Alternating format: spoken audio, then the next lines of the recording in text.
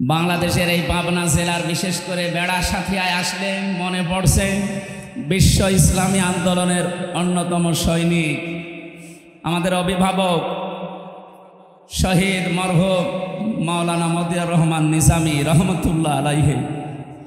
আল্লাহ তার কবরটাকে জান্নাতুল ফেরদাউস বানিয়ে দেন। এই পাবনা দারুল আমান ট্রাস্টে যিনি কথা বলতেন, আন্তর্জাতিক খ্যাতি সম্পন্ন মুফাসসিরে কোরআন শহীদ আল্লামা দেলাওয়ার হোসাইন সাইদি রহমতুল্লাহ আলাইহি। আমি একটা দিন পেয়েছিলাম জেলখানার ভেতরে মাত্র 10 মিনিটের জন্য। আমাকে 8-10টা নসিহত করেছিলেন, আমার মনে আছে এখনো। আপনাদের জন্য আমি সামনে যদি সময় হয় ওগুলো ডেলিভারি দেবো ইনশাআল্লাহ। আল্লাহ তার জীবনের ভালো কাজ যেগুলো কোরআনের সাথে সম্পৃক্ত যেন কবুল করে নেন। মানুষ হিসাবে মানুষগুলোর জীবনে অন্যায় ছিল, এটা আমরা স্বীকার করি।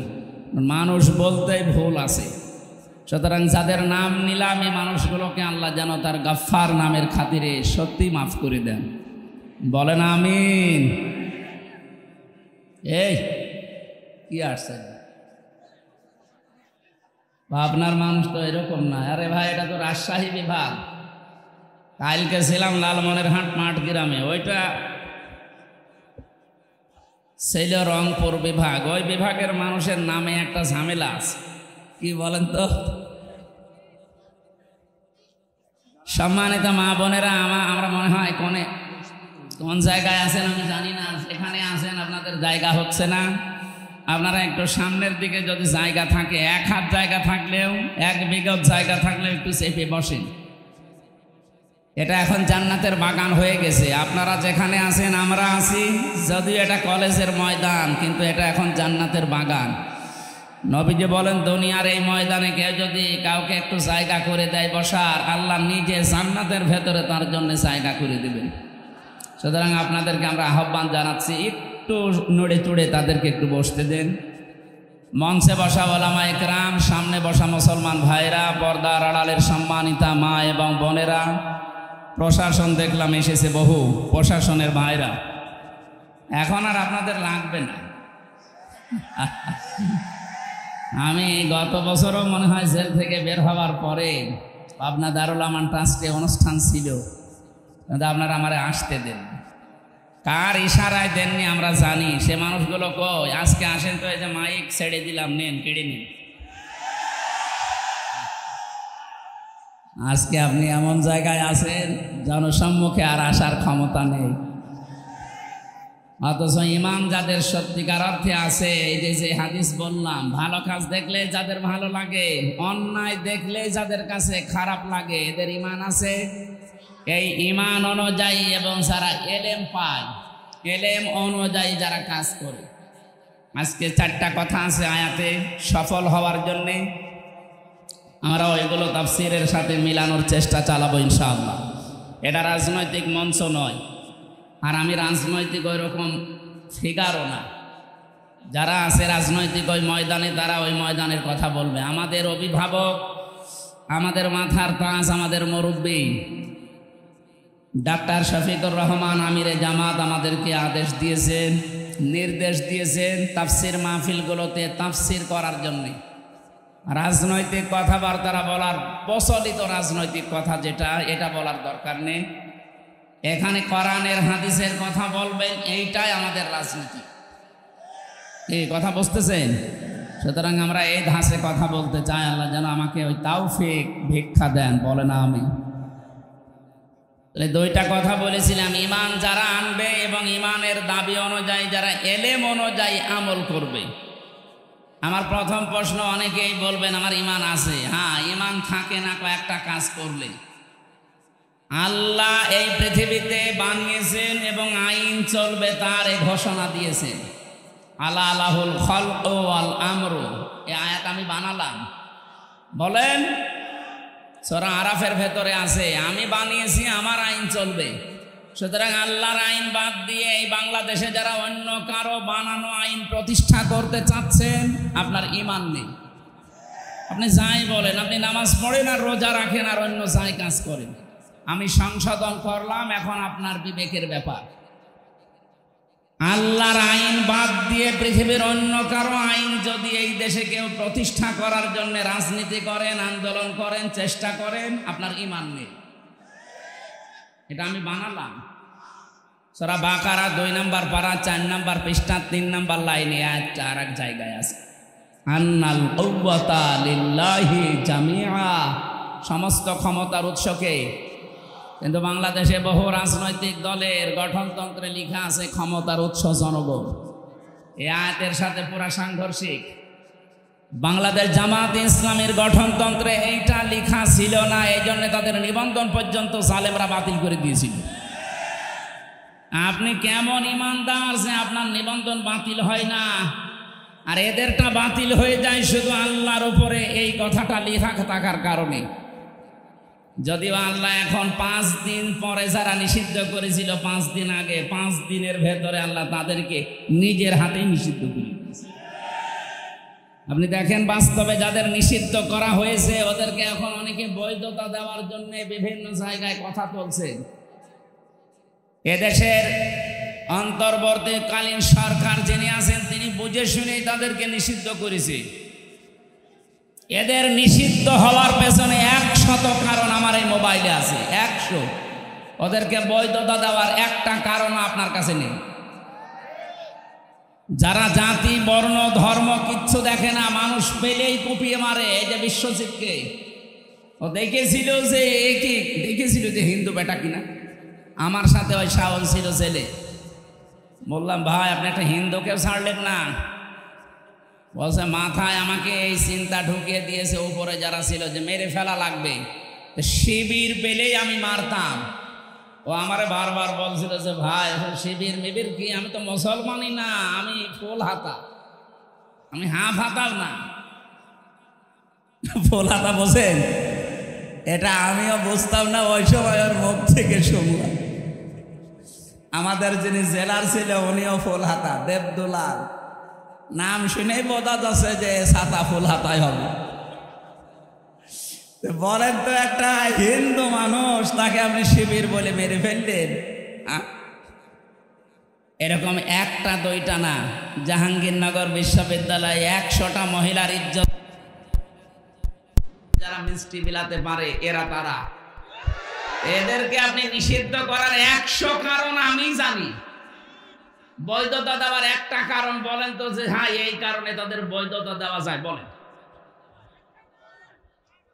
সুতরাং যারা চিন্তা ভাবনা করেছে, আমি চাই মানুষ হত্যার সাথে দেশে যারা জড়িত, বিশেষ করে গণহত্যার সাথে 2006 সালের 28 অক্টোবর থেকে শুরু করে 24 সালের আগস্টের 5 পর্যন্ত যত হত্যা হয়েছে এর সাথে যারা জড়িত তাদের নিষিদ্ধ করা লাগবে। মানুষ হত্যাকারী যারা, এরা আল্লাহর কাছে সবচাইতে ঘৃণিত, এরা আল্লাহর অপছন্দনীয় লোক।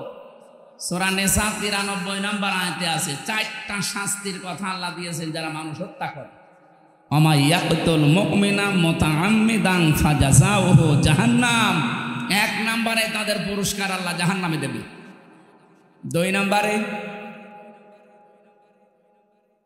আল্লাহ রাব্বুল আলামিন বলেন ফাজাযাউহু জাহান্নামু খালিদান ফিহা।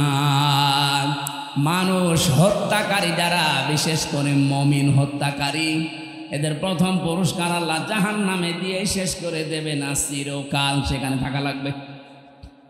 কথা বুঝতেছেন?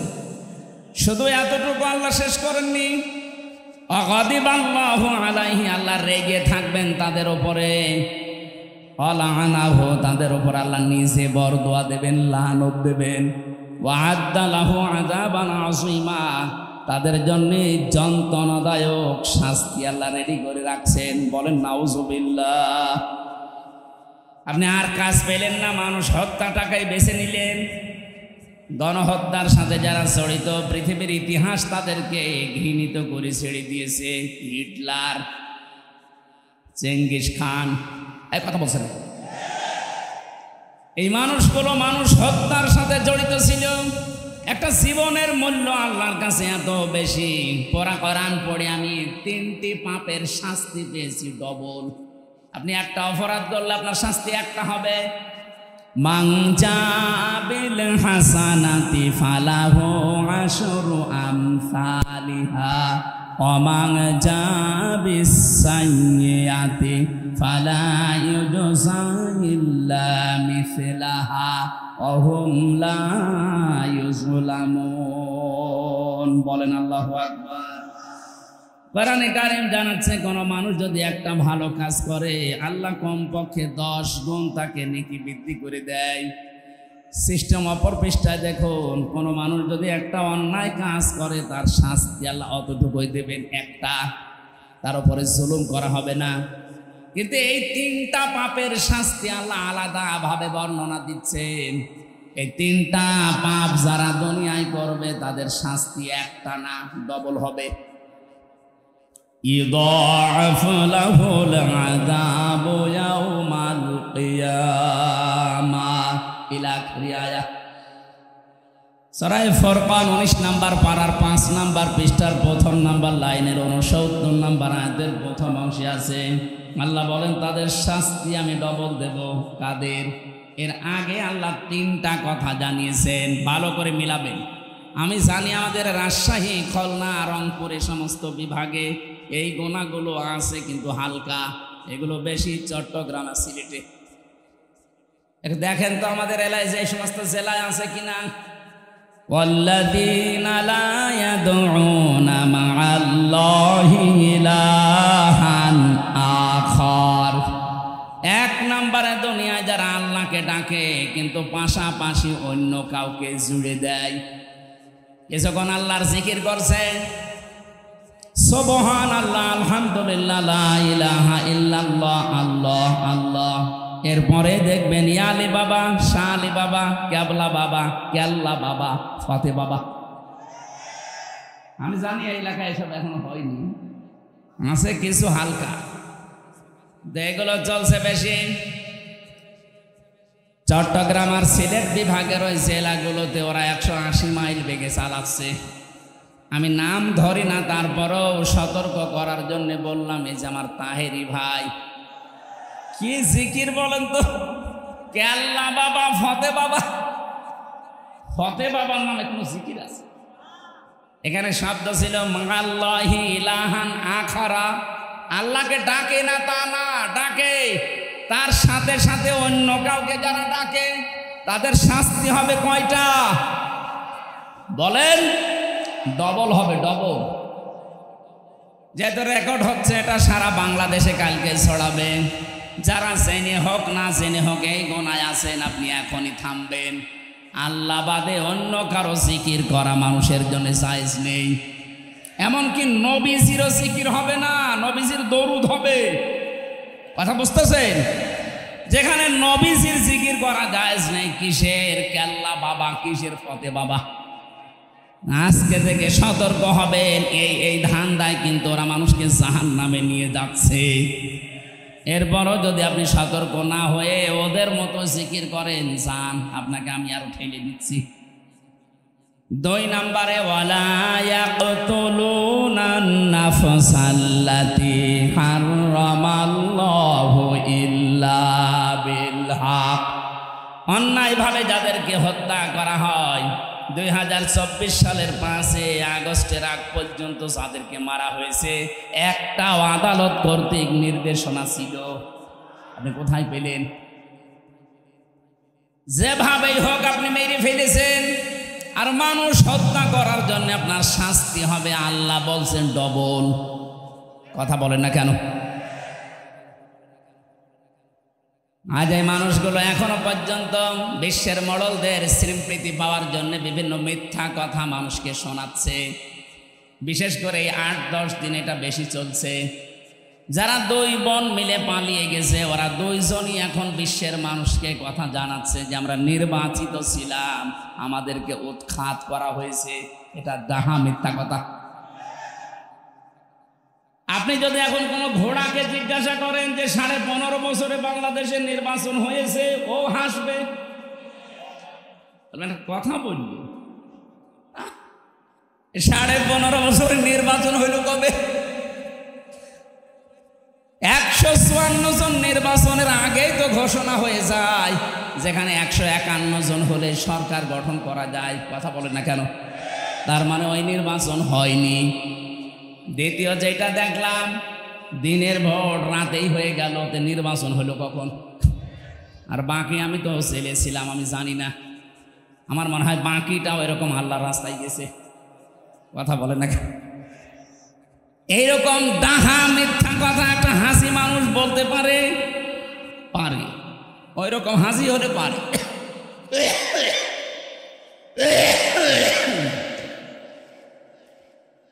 হাসি ওই রকম হলে পারে। হাসি আমি আরো দেখেছি দুনিয়াতে, তাদেরকে আপনি পিটিয়ে মেরে ফেলবেন, তারপরও মুখ দিয়ে মিথ্যা বলাতে পারবেন না।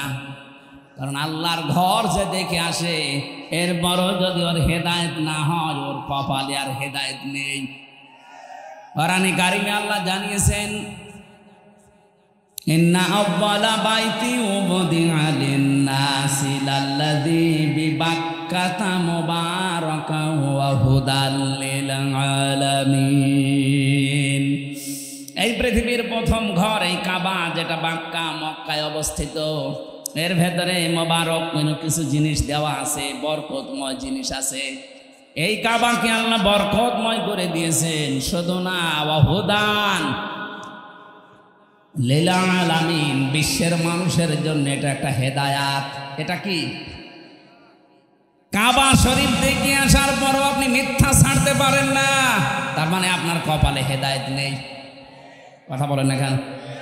এর পরের শব্দে আল্লাহ যেটা জানিয়েছেন, ওই শিক্ষা দেওয়ার জন্য আমি এই পয়েন্টটা আনলাম, ভালো করে শুনবেন। কোরআনে কারিম জানাচ্ছে, ওয়ামান দাখালাহু কানা আমিনা। এ কাবার মর্যাদা এত বেশি আল্লাহর কাছে, কোন মানুষ যদি কাবার চত্বরে আসতে পারে, আল্লাহ তাকে নিরাপত্তা দিয়ে দেয়। আপনি বোঝেননি এখন আমি কি বলতে চাই? এবার আমি বোঝাচ্ছি। কাবার এলাকায় গেলে নিরাপত্তা দেয় কে? আরো জোরে। ওখানে ঘর আছে কার? আরো নিদর্শন আছে। ফিহি আয়াতুম বায়্যিনাতুম মাকামু ইব্রাহিম। ওখানে বহু নিদর্শন আল্লাহর আছে স্পষ্ট, তার ভেতরে মাকাম ইব্রাহিম একটা। আমি যেটা এই আয়াত থেকে শিক্ষা দিতে চাই, প্রায় 8টা-9টা তাফসির আমি মিলিয়ে মিলিয়ে বের করেছি। কাবার চত্বরে আল্লাহর নিদর্শন আছে, আল্লাহর আইন ওখানে চলে। আইন চলে কার? আরো জোরে বলেন। আল্লাহর বিধান ওই এলাকায় জারি আছে, এই জন্য আল্লাহ পুরাটা নিরাপত্তা দিয়ে দিয়েছেন। এ বাংলাদেশ তো আর কাবা শরীফ না।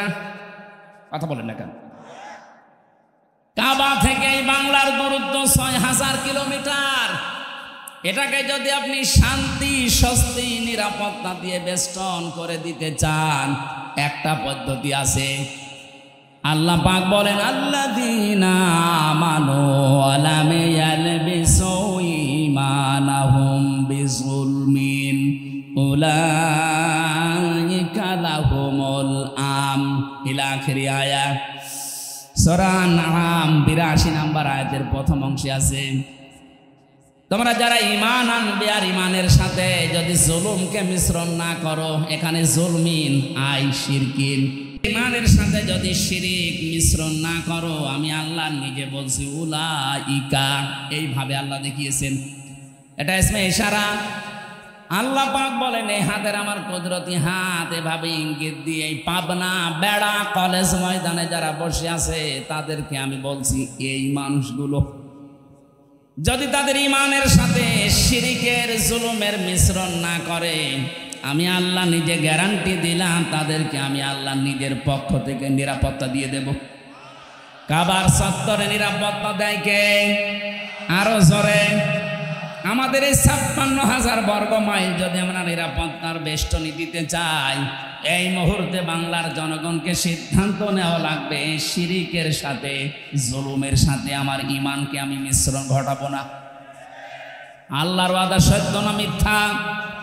আপনি একটু মিলিয়ে দেখেন, আমাদের ঈমান যাই আছে, যদি শিরিক না থাকে ঈমানের সাথে, যতটুকু ঈমান আছে ঈমানে আল্লাহ আমাদের শান্তি, স্বস্তি, নিরাপত্তা দেবেন। উলাইকা লাহুমুল আমন, তাদের জন্য আমার নিরাপত্তা। সুতরাং আমরা চাই আমাদের যাদের শিরিক আছে এই শিরিক আমরা ইমানের সাথে যেন মিশ্রণ না করি। এই জন্য দ্বিতীয় পয়েন্ট আমি এ পর্যন্ত এনেছি। বাংলাদেশে যারা বলেন আমার আর ইমান আছে, না আপনার ইমান নেই, কারণ আপনি ক্ষমতার উৎস জনগণকে মনে করেন এটা শিরিক। ক্ষমতার উৎসকে একটা দুইটা না, ভরি ভরি আয়াতে আল্লাহ এই ঘোষণা দিয়েছেন, কুলিল্লাহুম্মা মালিকাল মুলকি তুতিল মুলকা মান তাশা। এই আয়াত যারা পড়ে, এই আয়াত যারা বসে, এরপরও যদি বলে ক্ষমতার উৎস অন্য কেউ, সে মুশরিক। আরো জোরে বলেন। সুতরাং আমরা যারা জেনে হোক না জেনে হোক এই শিরিকে আছি, এক্ষুনি আপনার আকীদা, ঈমান, বিশ্বাস পাল্টাবেন। যারা আজ বলেন বাংলাদেশ জামাতে ইসলামী এদের আকীদা ঠিক নেই, এদের আকীদা যদি ঠিক না থাকবে এইটা তাদের গঠনতন্ত্রে লেখা থাকতো না যে ক্ষমতার উৎস আল্লাহ। এই কথা বলেন না কেন? আন্দাজে উল্টা পাল্টা ফতোয়া দিয়ে মানুষের কাছে তাদের কালার করতে চান। একটা মিথ্যা অপবাদ কারো উপরে চাপিয়ে দেওয়া, তার উপরে জুলুমের নামান্তর। আজ বাংলার বহু আলেম নাম নিয়ে আবাহমান কাল থেকে দেশে ইসলামী আন্দোলন, একামতে দিনের এই নেতা কর্মীদের ঘায়েল করার জন্য অস্ত্র হিসাবে ব্যবহার করছেন। এটা ডাহা, মিথ্যা। আমরা চাই আপনাদের যাই জ্ঞান আছে কাজে লাগান, কিন্তু এই মানুষগুলোর উপরে জুলুম করবেন না। এটা আপনি জুলুম করছেন জেনে বুঝে। আপনি দেখতে পেলেন ওদের আকীদা ঠিক আছে, এই কারণে সালেমরা নিষিদ্ধ করে দিল। আকীদা যদি ঠিক না থাকে তা আপনারটা ঠিক নেই, আপনারা তো নিষিদ্ধ করে না। এই কথা বলছেন না কেন? আমরা এই দেশে আল্লাহ একমাত্র ক্ষমতার উৎস মানি যারা, তারাই বিপদে আছি আর বিপদে থাকবো, এইটাই বাস্তবতা। আমরা এগুলো কেয়ার করছি না, কারণ আমাদের মালিক যিনি, ক্ষমতার মালিক যিনি, আমরা যেদিন বিশ্বাস করেছি সেদিন এগুলো সব মাথায় চাপিয়ে নিয়েছি। ডোন্ট কেয়ার, কিছুই মনে হয় না। যেই দিন এই রাস্তায় আসার সময় বলেছি ইন্না সালাতি ওয়া নুসুকি ওয়া মাহইয়ায়া ওয়া মামাতি লিল্লাহি রাব্বিল আলামিন। কিসের জেল, কিসের জরিমানা, কিসের আয়না ঘর? তামাম দুনিয়াকেও যদি কেউ আয়না ঘর বানিয়ে ফেলে, আয়াত যারা বিশ্বাস করে আকীদা নিয়ে, ঈমান নিয়ে পড়েছে, তাদেরকে পেছনে হটানো যাবে না। এই কথা শোনা রাখবেন ভাই।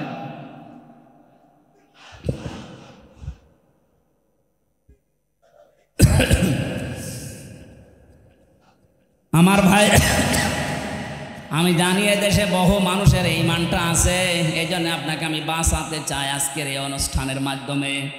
আপনি যদি একটু মগজটা কাজে লাগান, আপনার বুদ্ধিটা একটু খাটান, দেখবেন পরিষ্কার হয়ে যাবে। এই শিরিকের কারণে আজ আমাদের দেশে নিরাপত্তা নেই। কথা বলে না কেন? তাছাড়া আল্লাহর গ্যারান্টি তো মিথ্যা হওয়ার কথা না। আমি আবার বলছি, আল্লাহ যেটা পারে ওইটা অন্য কেউ পারে, এই বিশ্বাস করার নাম শিরিক। আর শিরিক যারা করে তারা মুশরিক। আর ফতোয়া লাগবে? আমি তো একবারেই বলে দিয়েছি, আল্লাহ যেটা পারে অন্য কেউ পারে, বিশ্বাস আমরা করি না। কথা বলেন না কেন? আপনি বিশ্বাস করেন যে আল্লাহ যেটা পারে অন্য কেউ পারে না? আপনি যেমন বিশ্বাস করেন সন্তান দিতে পারে শুধুমাত্র আল্লাহ, তামাম দুনিয়ার সবাই মিলে চেষ্টা করলেও এটা দেওয়া সম্ভব না। কথা বলেন না কেন? এটা যেমন বিশ্বাস করেছেন দুনিয়া বানিয়েছেন আল্লাহ, আইনও চলাতে পারে তার, অন্য কারো আইন এখানে চালানো জায়েজ নেই। এটা যদি এইভাবে বিশ্বাস করতেন, বাংলাদেশে আল্লাহর আইন কায়েম হয়ে যেত। এই বিশ্বাসটা আসলেই মানুষ কেন জানি মনে করে না এটা রাজনীতি, এটা জামাতের কথা, এটা জামাতের বাবার কথা। জামাতের বাবা এ কথা বানিয়েছে, এটা আল্লাহ বানিয়ে দিয়েছেন। এ বিশ্বাস যাদের নেই তারা মুশরিক। তাদের সম্মান মর্যাদা দিন যত যাবে বাড়বে না, আরো কমতে থাকবে। মুশরিকদের সম্মান মর্যাদা যদি দুনিয়ায় বাড়ে তাহলে কোরআনের এই আয়াত কি করবেন আপনি? আল্লাহ মিথ্যা কথা বলতে পারে? বলেন। এই জন্য আশা করছে আপনি নিজের আকীদা, বিশ্বাস, ঈমান এখনই পাল্টাবেন। হ্যাঁ, যদি এমন দলে থাকেন যে দলের উৎস, ক্ষমতার উৎস জনগণ, এই বিশ্বাসে বিশ্বাসী, এখনই চলে আসবেন। এখন যদি বলেন কি করতে আসলেন, এইটাই করতে আসি আমি, কারণ কোরআন আমাকে এইটাই জানাচ্ছে আপনি মুশরিক হয়ে জাহান্নামে যাবেন, এ মাহফিল দেওয়ার দরকার কি? এই কথা বলেন না কেন? আশা করছি ইঙ্গিতে আপনি জ্ঞানী মানুষ বুঝে ফেলেছেন। এরপরেও যদি না বোঝার ভান করে থাকেন, আমার মনে হয় আপনাকে ওয়াজে কাজ হবে না। কিসের কোরআন শরীফ, বুখারী শরীফ, আপনার বাকারি শরীফ লাগবে। মরণ ছাড়া আপনার আর পরিবর্তন নেই। আমি দোয়া করছি মুসাফির অবস্থায় আল্লাহ আপনাকে যেন সম্মতি দেন। অন্তত হযরত ওমরের মতো মানুষকে যদি আল্লাহ ফিরিয়ে নিয়ে এসে সোনার মানুষ বানাতে পারে, আমাদেরকেও আল্লাহ পারবে। এই কথা বলে না কেন? যাদের আকীদা বিশ্বাস এরকম খারাপ আছে, ফিরে আসেন। ক্ষমতার উৎসকে আরো জোরে। যখন এই দেশে ৯৬% মুসলমান এই বিশ্বাসটা ১০০% আল্লাহকে দেখাতে পারবে, কাবার মতো এই ৫৬,০০০ বর্গ মাইল নিরাপত্তা আল্লাহ নিজে দেবে। আল্লাহ দিতে পারবে না? পারবে ইনশাআল্লাহ। ওই বিশ্বাস নিয়ে আজকে কোরআনে কারিমের তেলাওয়াতকৃত আয়াতে প্রবেশ করছি। সূরা হজ ৭৭ নম্বর আয়াত পড়েছি। সফলতার মাপকাঠি আল্লাহ এখানে বর্ণনা দিচ্ছেন। আমরা সফল হতে চাই না?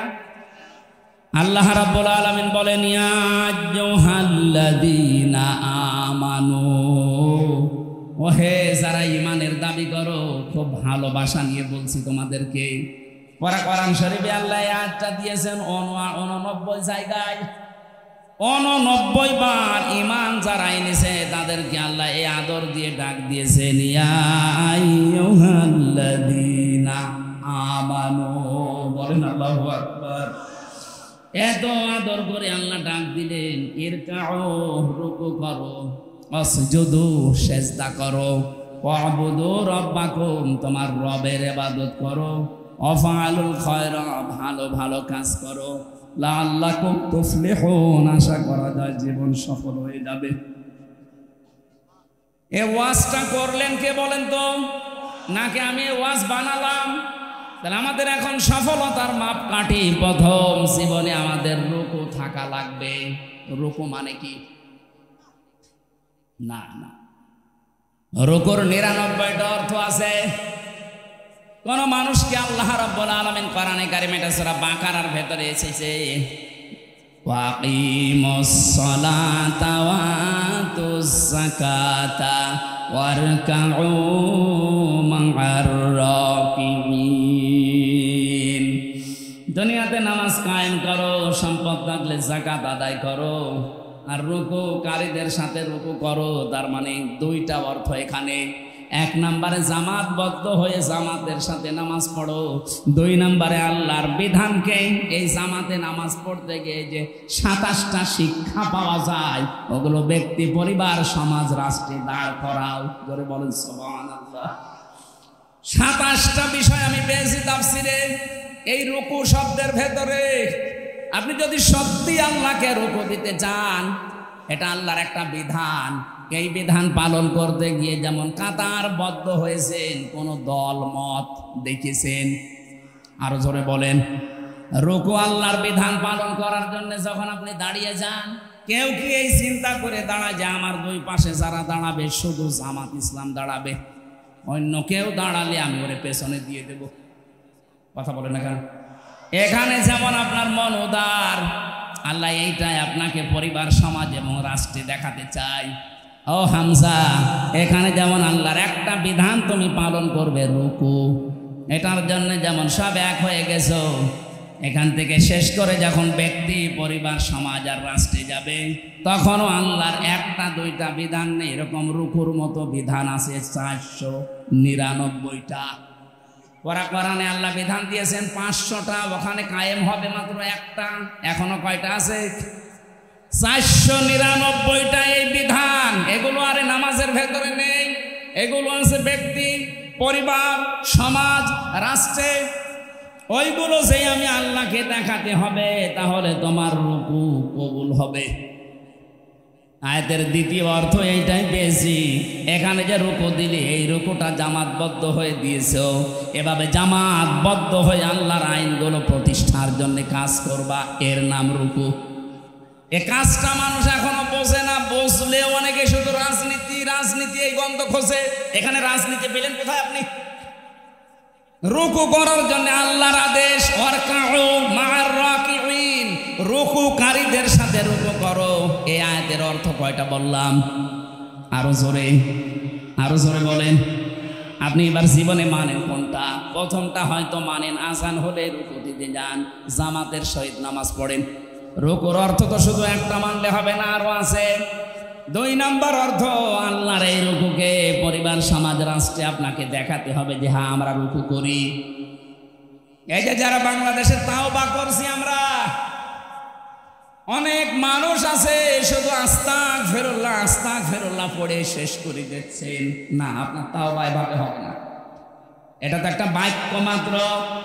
কোরআনে কারীম জানিয়েছে, তাওবা করতে চাও সূরা জুমারের 53-54 নম্বর আয়াতে আছে, ওয়া আনিবু ইলা রাব্বিকুম ওয়া আসলিমু লাহু মিন ক্বাবলি আইয়াতিয়াকুমুল আযাবু সুম্মা লা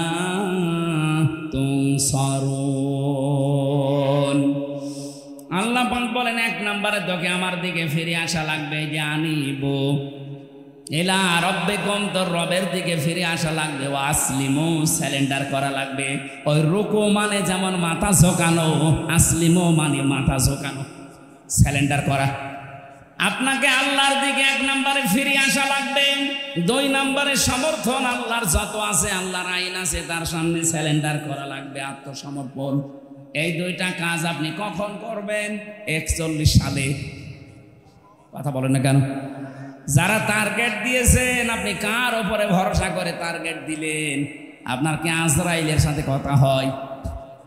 কার উপর ভরসা করলেন? আমার তো 1 সেকেন্ডের কোনো গ্যারান্টি নেই।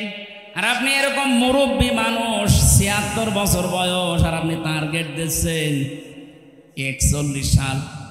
আর ভাই আমি তো টার্গেট দিলে তাও একটু হালকা পাতলা হয়, কারণ আমার 33 বছর। কথা বলছেন না? আমার 41 সাল আসার একটা সম্ভাবনা আছে, আপনার তো নেই। খুব বেশি হলো না 4-5 বছর বাঁচবেন। কথা বলছেন না কেন? তার মানে এই টার্গেট আপনি আন্দাজে দিয়েছেন, এ জাতির সাথে আপনি আন্দাজে কাজ করেছেন। আন্দাজ অনুমানের ভিত্তিতে কাজ করা, এটা নবী রাসূল যারা, তাদের শান এবং মান না। নবী রাসূলের যারা অনুসারী, তারা আন্দাজে অনুমান ভিত্তিতে কোনো কাজ। আরো জোরে বলেন। এজন্য আমাদের যখন গ্যারান্টি নেই, আমরা আন্দাজে টার্গেট দেই না। আমরা টার্গেট দেওয়ার আগে আয়াতটার দিকে 3 নাম্বার শব্দ হচ্ছে, ওয়াসলিমু লাহু মিন ক্বাবলি আইয়াতিয়াকুমুল আযাবু সুম্মা লা তুনসারুন। ওই আযাব আসার আগে তোমাকে এই 2টা শর্ত মানা লাগবে। 1 নম্বরে আল্লাহর দিকে ফিরে আসবেন, 2 নম্বরে আত্মসমর্পণ করবেন আল্লাহর বিধান পেলেই। কখন? যখন আপনার কাছে মরণ চলে আসবে। আর মরণ কখন আসবে কোনো গ্যারান্টি আছে? আরো জোরে বলেন। আমরা বাংলাদেশে এই তাওবাটা যদি বুঝে করতে পারতাম, এই 15.5 বছরে যে জুলুম, অত্যাচার, নির্যাতন হয়েছে, আগামীতে অনেকেই এই চিন্তায় আছে যে আগে একটু বসে নিয়েই এর চাইতে বেশি করব। তাদেরও এটা বন্ধ হয়ে যেত। কথা বলেন ঠিক কিনা? তাওবা ভালো করে শুনে রাখেন, অপরাধ যার কাছে স্বীকার করবেন তার কাছে, এইটার নাম তাওবা। আর এটা আমরা বাংলাদেশের মানুষ অনেকে বুঝি না, বোঝাতেও পারি না। ও অন্যায় করছে আমির হামজার কাছে, আর কাবার গিলাফ ধরে মাফ চাচ্ছে আল্লাহর কাছে। আরে ভাই, আপনি আল্লাহর কাছে দোষ করেছেন, কথা বলেন না কেন? জেলখানায় আমার সাথে এক ওসি ছিল, উনি আমারে বলছে, হুজুর আমার তাওবা দেখেন তো হইল কিনা, বলেন। যে নির্বাচন গেল, এই নির্বাচনে রাত 12টার পর থেকে আমার এসআই এবং কনস্টেবল যারা ছিল, আরো কিছু মানুষকে সাথে নিয়ে রাত 12টার পর থেকে আল্লাহর নামে আমি ভোট কাটা আরম্ভ করলাম। ফজরের নামাজ পর্যন্ত কাজ কারবার কমপ্লিট করে জায়গা মতো পাঠিয়ে দিলাম। এরপরে আমি গোসল করলাম, ওযু করার পরে 2 রাকাত নফল নামাজ পড়ে বললাম আস্তাগফিরুল্লাহ, আমার তওবা হয়েছে। না, আপনি তো আর আল্লাহর কাছে দোষ করেননি যে আস্তাগফিরুল্লাহ পড়বেন। আপনি দোষ করেছেন হামজার মতো 3.5 লাখ 4.5 লাখ হামজার কাছে। একটা এমপি বানাতে 3.5 4.5 লাখ মানুষ লাগে, তাদের সবারটা আপনি নিজেই দিয়ে নিলেন। আপনি তো দোষ আল্লাহর কাছে করেননি, দোষ করেছেন যাদের কাছে, ওদের কাছে আগে যে ক্ষমা চান। কথা বলেন না, ভয়ঙ্কর বিষয়। আপনি ক্ষমা নাই চাইবেন, কিন্তু সেই কয় বছর আপনি ছেলে আছেন, এর ভেতরে তো বহু মানুষ দুনিয়া থেকে বিদায় নিয়েছে, তাদের কাছে ক্ষমা চাবেন কি করে? তার মানে আপনার মাফ নেই। এক কথা বলেন না কেন? জালেমকে টিকিয়ে রাখলে আপনি নিজের সর্বনাশ নিজে করেছেন। এই জন্য আমরা চাই তাওবা, অপরাধ যার কাছে আগে তার কাছে যাবেন। যে যদি তার ক্ষতি করে থাকেন তার ক্ষতিপূরণ দেবেন। এই 15.5 বছরে আপনার জন্য অনেকে ব্যবসা করতে পারে নাই, এই কথা বলেন না কেন? এই 15.5 বছরে অনেকে এমন এমন চেয়ারে যাওয়ার কথা ছিল যেখানে আপনার কারণে যেতে পারে নাই। এমন মানুষ এদেশে নেই। আপনি তার ক্ষতিপূরণ দেবেন আগে। এখন যদি বলেন ওই চেয়ারে আমি বসাবো কি করে, আমি তো পালিয়ে বেড়াচ্ছি, না, আপনার তাওবা তাহলে আস্তাগফিরুল্লাহ হবে না। যার ক্ষতি যেইভাবে করেছেন ওই ক্ষতিপূরণ ওইভাবে দেওয়া লাগবে। আমার জীবন থেকে 3টা বছর বিনা কারণে আপনি কেড়ে নিয়েছেন। আমার বাবার কাছ থেকে 30 থেকে 32 লাখ টাকা খেয়েছেন। আগে এই টাকাগুলো ফেরত দেবেন, ক্ষতিপূরণ। আর 3 বছর আমার মতো ফাঁসির কন্ডেম ছেলে থাকবেন, এরপরে বলেন হামজা মাফ করে দিন। এসব কিছু নেই, চামড়ার মুখ, আস্তাগফিরুল্লাহ। ভণ্ডামি করার জায়গা পান না। কথা কি কড়া হয়ে গেল নাকি? কিসের কড়া? এখনো শুরু হয়নি। আমাদের রুকু আসলে হচ্ছে না। সম্মানিত মা বোনেরা, আয়াতের তাফসিরে আমি রুকু শব্দের ব্যাখ্যা পড়েছিলাম। কোন মহিলা যদি রুকু করতে চায় তার জীবনে 4টা কাজ থাকা লাগবে। সম্মানিত মা বোনেরা যারা এসেছেন এবার কান খাড়া করবেন। নবীজি বলেন, এটা তিরমিজি শরীফের হাদিস, ইদা নাজারা ইলাইহা সাররাতুহু, যখন তার স্বামী তার দিকে বাইরে থেকে এসে তাকাবে, স্বামীকে আনন্দ দেবে। আপনাকে আল্লাহ এমন এমন জিনিসপত্র শরীরে দিয়েছে, স্বামীকে আনন্দ দেওয়ার জন্য ওইগুলো যথেষ্ট। আপনি আনন্দও দেন, স্বামী বাদ দিয়ে দেবরকে, দোলা ভাইকে। এই কথা বলেন না কেন? না, আপনি নামাজ পড়ে রোজা রেখে কালো বোরকা পরে মনে করছেন আমি জান্নাতি। কিসের জান্নাত আপনার? স্বামী আসলে আপনাকে, স্বামীকে সাররাতুহু, তাকে আনন্দ দেওয়া লাগবে।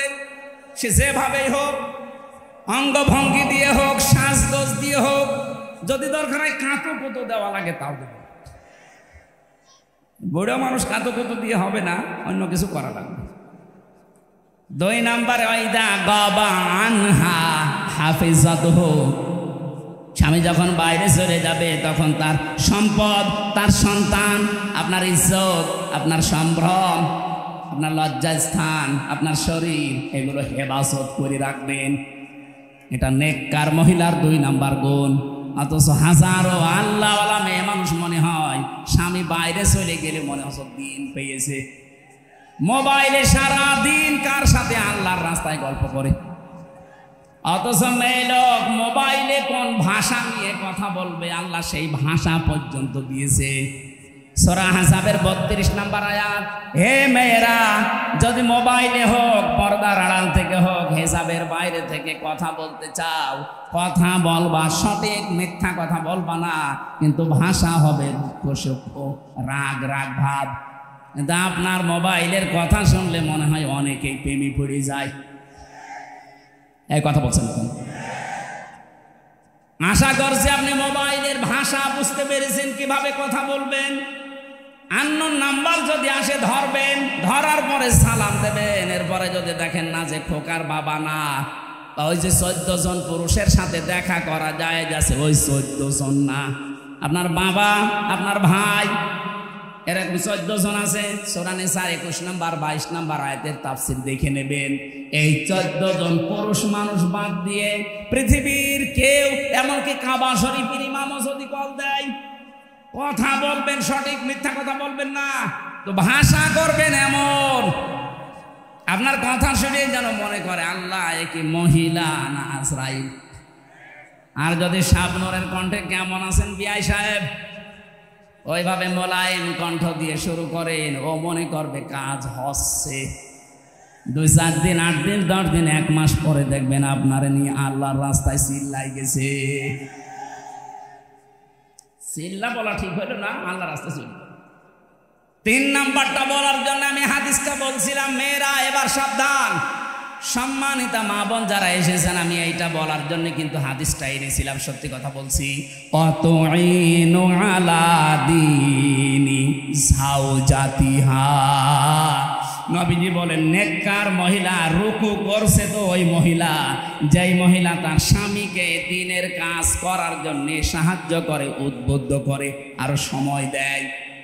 আপনার স্বামী মানবতার পক্ষে কাজ করে, দিন কায়েমের জন্য চেষ্টা চালাই, দিনের জন্য কাজ করে বেড়াচ্ছে, আপনি নেককার হতে হলে তাকে সাহায্য করবেন, সহযোগিতা করবেন, সময় দেবেন, উৎসাহ দেবেন। আপনার জন্য খাদিজার সাথে আল্লাহ জান্নাত রেডি করে রাখবে। কিন্তু না, আপনি আরো বাধা দেন, তুমি কি করো, আর মানুষের বর নেই, আর মানুষের বর আছে, আপনার বরের মতো না। আপনার বর তো একামতে দিনের একজন কর্মী, তার কাজ সব সময় আলাদা। কথা বলে না, তার মানবতার সেবায় কাজ করা লাগে, মানুষের জন্য চিন্তা করা লাগে, আল্লাহর দ্বীনের ফিকির করা লাগে। আপনি শুধু বাড়ি বসে বসে তাকে সময় বের করে দিয়েছেন, তাকে সাহায্য করেছেন, খাদিজার মতো আপনি অটোমেটিক সওয়াব পেতে থাকবে। 4 নাম্বারটা বলতাম না, তারপরও বলছি। আমার মনে হয় পাবনাতে এটা বলা ঠিক হচ্ছে কিনা জানি না। 4 নাম্বার, আল্লাহর নবী বলেন স্বামী যেটা পছন্দ করে, নেককার মহিলা ওইটা, স্বামী যেটা পছন্দ করে ওটা যদি জায়েজ হয়, জীবন চলে গেলেও আপনাকে ওটা পছন্দ করা লাগবে। শুনতে আমার মনে হয় মেয়েদের কাছে এবার খারাপ লাগবে, কারণ আমি এটা বাস্তবে দেখছি। আমি সহ যত স্বামী এখানে বসে আছে, এমনকি বাংলার 18 কোটি মানুষের ভেতরে যারা স্বামী, প্রত্যেকটি স্বামীর পক্ষ থেকে আমি বলছি, প্রতিটি স্বামী আমরা চাই বিয়ের পরে আমাদের মা বাবা আমাদের সাথে থাকবে। আমি খেয়ে থাকি না খেয়ে থাকি, আমার সাথে থাকবে আমার মা, আমার বাবা। কিন্তু অধিকাংশ বউ এটা চাই না। এরকম বউ আছে কার? হাত তোলেন তো। আরে ভাই, ক্যামেরা আমার দিকে, হাত তোলেন আপনি, অসুবিধা কি? তোলেন। একজন, ওরা ওই ছাদের উপরে দেখতে পাবেন, হাত তোলেন। আমি জানি এখানে আপনারা ভয়ে তুলছেন না, রাতের বেলা আবার খাবার বন্ধ হয়ে যায় কিনা। না, সম্মানিত মা বোনেরা দেখেন কি ভয় পায় আপনাকে। হচ্ছে না, আপনার নামাজ দিয়ে, রোজা দিয়ে, কালো বোরখা দিয়ে আপনি নেককার হতে পারেননি। স্বামী যেটা চায় ওটা যদি সত্যি জায়েজ হয়, মাস্ট বি আপনাকে ওটা পছন্দ করাই লাগবে। কিন্তু 100টার 95টা মেয়ে লোক এটা চায় না। কি, কোন কারণে চান না বলেন তো? ওটা যদি আপনার মা বাবা হতো, আপনি ওই আচরণ করতে পারতেন যেটা শ্বশুর শাশুড়ির সাথে করেন। আশা করছি আপনি সংশোধন হবেন, আল্লাহ তৌফিক দিন, বলেন আমিন। 2য় নম্বরটায় যাবো আমি। এটা কি দিলেন? এটা মাদ্রাসার মাহফিল, মাদ্রাসার জন্য আয়োজন, এই জন্যে ওনারা একটু আহ্বান জানিয়েছে, কিছু সাহায্য লাগবে। যারা যাচ্ছে আপনাদের ভেতরে মন খুলে ওনাদের জন্য দান করবে। আমি মনে হয় এটা আগের থেকে করা ভালো ছিল। ওই যে যাচ্ছে একজন শুধু, আর লোক ওই যে ভেতরে ভেতরে যারা বসে আছে উঠে পড়েন তো। 5টা মিনিট সময় দিলাম, খুব তাড়াতাড়ি।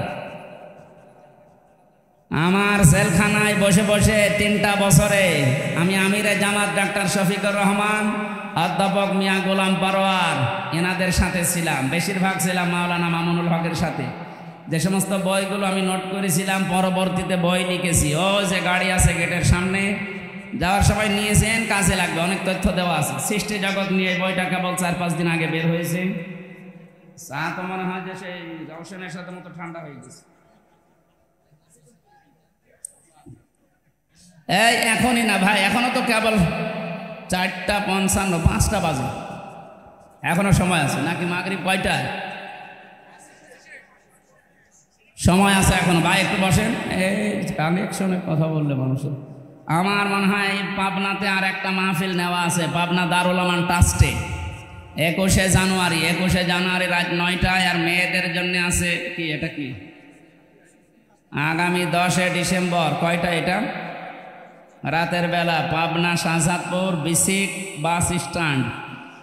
পাবনা শাহজাদপুর, পাবনা হয় কি করে, এটা সিরাজগঞ্জ। সিরাজগঞ্জ শাহজাদপুরে আছে বিসিক বাস স্ট্যান্ডে। এটা মনে হয় মাগরিব থেকে এসা। হ্যাঁ, মাগরিব থেকে এসা ওখানে যাবেন, আমি কথা বলবো। কি চা দেন, এই চা তো আর গলা বসে যাবে। এই ছেলে, তাড়াতাড়ি করো, যারা গেছে ওদের কাছে তাড়াতাড়ি দাও। এই অনুষ্ঠান শেষে ওই গাড়ি থেকে নিয়ে যাবেন, এখন না। এখন উঠছে কারা? না, আরেকশনটা এখন দিয়ে দিলেন, আরো আগে পরে দিতেন, ছাতা করলেই মানে আয়াতটা শেষ করার পরে শুরু করতাম। সুবহানাল্লাহ। এর আগে টাকা করেন তো, টাকা খেলেন কি করলেন কি সারাদিন? ওই সময় তো মানুষ ছিল, আসরের নামাজ পড়ার আগে 10 মিনিট করে নিতেন। আমি পারি না এগুলো, আমার উপরে জোর করলে হয়, আমি পারি না এটা। পাবনা দারুল আমান ট্রাস্টে মনে হয় এসার পরে তুলে দেবে 21শে জানুয়ারি। আর মহিলা মাহফিল আছে মনে হয় নাকি, আমি জানি না, আমাকে ওটা বলেনি এখনো। যাক, রাতের বেলা যাবেন 21শে জানুয়ারি। আর 20 তারিখে কে আছে আমি জানি না। 10 তারিখে বা ডিসেম্বরের 10 তারিখে মাগরিব থেকে এশা পর্যন্ত। কথা কিন্তু ঠিক রাখেন ভাই, এটা যদি উল্টাপাল্টা হয় তাহলে মাওলানা রফিকুল ইসলাম খানের ওইটা কিন্তু যে পাবো না সিরাজগঞ্জ শহরে। হ্যাঁ, ওইটা রাত 9টা 9:30 ওঠা লাগবে আপনাদের যেন মাগরিব থেকে এশা শেষ হয়ে যায়। 10 তারিখে যাবেন, আমরা কথা বলবো। সুবহানাল্লাহ, আলহামদুলিল্লাহ, লা ইলাহা ইল্লাল্লাহ, সুবহানাল্লাহ, আলহামদুলিল্লাহ, লা ইলাহা ইল্লাল্লাহ, সুবহানাল্লাহ, আলহামদুলিল্লাহ। পাবনায় যে মালিহানা কি মালিফা, এখানে 20 তারিখের যে কথা বলছে, জেল থেকে বের হওয়ার পরে ওই যে চাষকিয়া আছে আটঘরিয়া, হাজি আব্দুর রহমান, ওনারটা আমি নিয়েছিলাম ওর সাথে মিলিয়ে, কিন্তু ওনারটাও বাদ দিয়েছি, সেই হিসাবে এটাও বাদ হয়ে গেছে। আর আমি এই স্বাধীনতার পর থেকে আর নিজের নিয়ন্ত্রণে নেই। এখন আমাকে সংগঠন, আমার উপরে যারা দায়িত্বে আছে, দায়িত্বশীল মানুষগুলো যেখানে যেতে বলে এই জায়গায় ছাড়া যাওয়া যাচ্ছে না। কোনো মাদ্রাসা বা এতিমখানা, গ্রামে, মসজিদে, যুব সমাজ এসব আর হচ্ছে না। সামনে হয়তো যারা আমার দায়িত্বে আছে তারা ছাড়া মাহফিল আমি আর করতে পারবো না ভাই, অন্য যারা আছে তাদেরকে নিয়ে করে নেব। এই জন্য বলছি ডেটগুলো আর সিরিয়াল নেই, সব এলোমেলো হয়ে গেছে, এগুলো আবার ফের সাজাবো, সময় পাচ্ছি না। না, এই মাহফিলটা নষ্ট হয়ে গেল, এইভাবে হয় নাকি? তার এক সঙ্গে আপনারা আগে থেকে করে নেবেন। একবার ঘাস কেটে গেলে আবার তোলা ঝামেলা, একটা লাইন মতো ছিলাম আমি।